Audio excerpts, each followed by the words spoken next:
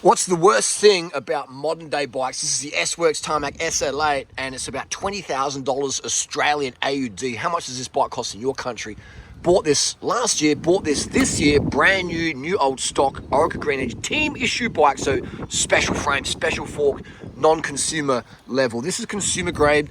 The S-Works sponsored riders in the Tour de France, etc. They ride a different carbon layup and a different fork. Right? Consumers don't get the SL8s that the pros ride. It's just different. It's the same stickers, same paint, different carbon layup and fork. If you know, you know. The main problem with these bikes is the price. They're just crazy expensive. That's the main problem. Actually, that's not the main problem. The main problem is servicing these bikes with the internal cables that go through here.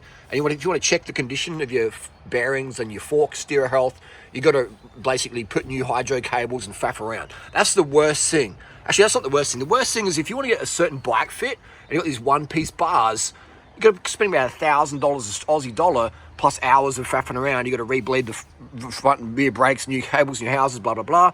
That's the worst thing about these bikes and modern day bikes. Actually, that's not the worst thing. The worst thing is these frames are super light.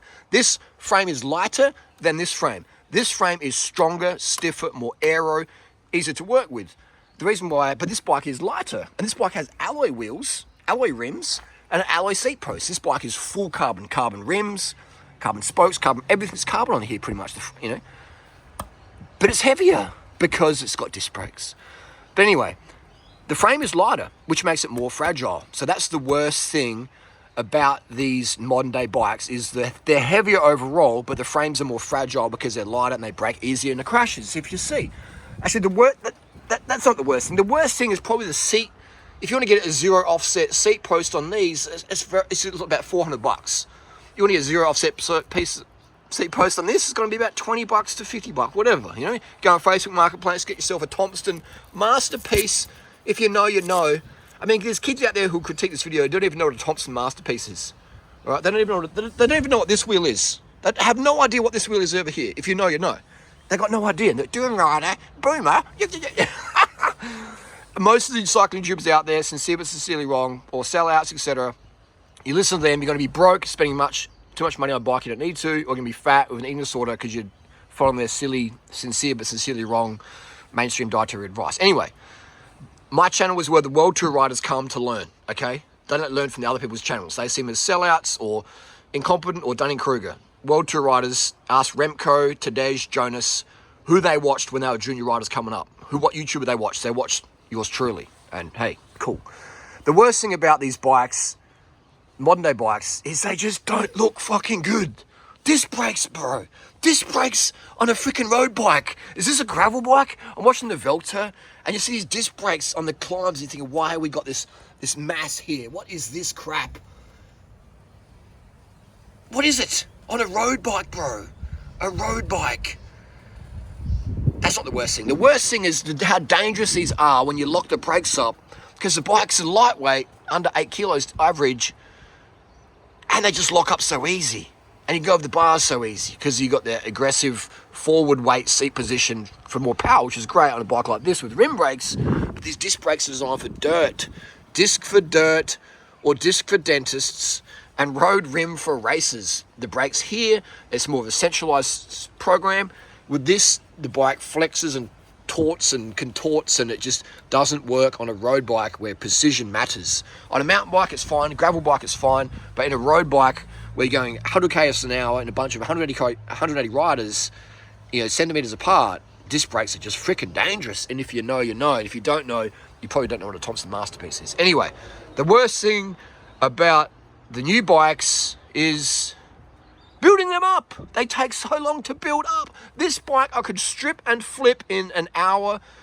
To build it up from the bare would take me about 35 minutes. These bikes are just so easy to build up. This bike here, build up from a frame bare, how many hours we got in the day? The World Tour mechanics love these bikes. The World Tour mechanics hate these bikes. We have double the staff now working the World Tour to service these things. Unnecessary faff. But the worst thing about the modern day road bike is people think it's an upgrade. It's an absolute downgrade. It's, if you know, you know. That's the worst thing, is people actually think this is a better bike. Okay, and I'm a huge Specialized fan. S-Works SL2, fantastic bike. Way better than the SL8. That's what I think the worst thing is is people just think this is an upgrade, and it's not. And then they get this bike and the rotors are rubbing, it's noisier, it's heavier, it costs more to maintain. The fork snaps in here, you can't even tell because you can't do it yourself at home unless you want to spend hours. Who's got hours to drop out a fork, which only takes about 10 minutes? I could drop this fork out, inspect it, grease bearings, clean it up, boom, boom, 10 minutes. You don't even know it's done. This one, man, you got to take a lot of time away from your kids, drop it at the bike shop, put it in your car, do all this faffery. It's a bad design, and people think it's a better design. It's not. So I'd say that's the worst thing about the modern day bike is these Dunning-Krugers out there who think this is an upgrade from this. Money's not a problem for me. I can buy whatever I want. I bought this brand new, no discount, paid cash for it, okay? This bike, brand new, paid cash for it. This one cost me $2,400 Australian, and this one cost me $20,000, all right?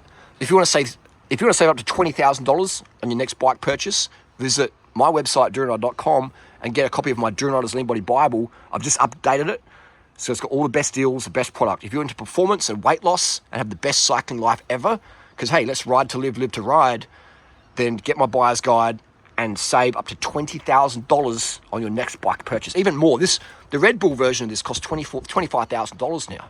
You know, this is actually cheap now compared to what they cost today in 2024. 25,000 Australian dollars. So you get 10 of these, if you can find them, new old stock, versus one Red Bull SL8. So you get to save up to 22,500 Aussie dollar.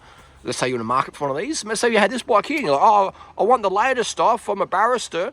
I've got more money than I need, and I've got less cents and more dollars. I've got more dollars and cents. I want to get this one. Don't do that. Buy my buyer's guide and get something from this, which you pretty already even got. And you'll actually, Harley was right. This is the upgrade. This is the downgrade.